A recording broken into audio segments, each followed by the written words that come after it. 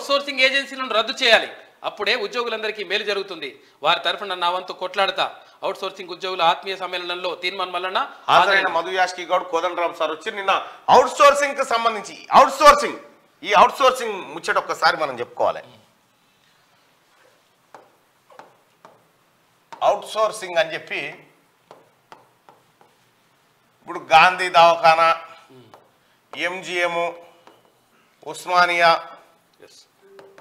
ఇట్లా ఈ దవాఖానాల సెక్యూరిటీ గార్డులు వాళ్ళు వీళ్ళు ఉన్నారు కదా, వివిధ శాఖలలో పనిచేసే వాళ్ళు ఉన్నారు కదా, వీళ్ళని ఏం చేసినంటే వీళ్ళు ప్రభుత్వం కేసీఆర్ ఏం చేసిందంటే అన్ని డిపార్ట్మెంట్లలో ఉన్నారు వీళ్ళు అవుట్ సోర్స్ ఏజెన్సీ అని పెట్టిండు.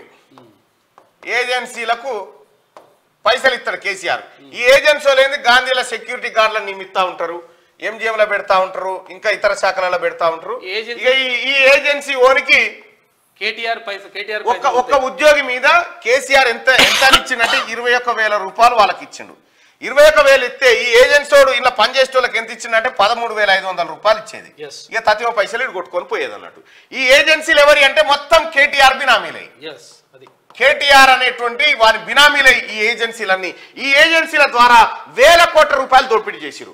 ఇప్పుడు ఈ ఏజెన్సీలో పనిచేస్తున్నటువంటి కార్మికులు ఉద్యోగస్తులు ఏమంటారంటే ఈ ఏజెన్సీ వ్యవస్థను రద్దు చేస్తే నేరుగా 21,000 మాకే వస్తుంది కదా అని ఒక మంచి డిమాండ్ లేవనెత్తిరు.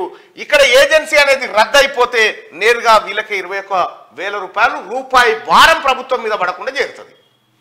వాడు అజమాయిషి అనవసరమైన అజమాయిషి లేకుండా మళ్ళీ ఈ ఏజెన్సీడు సార్ మా జీతం వాడు ఎప్పుడు ఇస్తాడో తెలియదు, 3 నెలలకు 4 నెలలకు. ఈ ఏజెన్సీడు కనుక లేకపోతే నేరుగా వాళ్ళ 5,000 రూపాయల జీతం పెరుగుతుంది వాళ్ళకి వట్టిగానే పిఎఫ్లు కట్టకంగా. తర్వాత కాక గతంలో ఏం చెప్పిండు కేసీఆరా?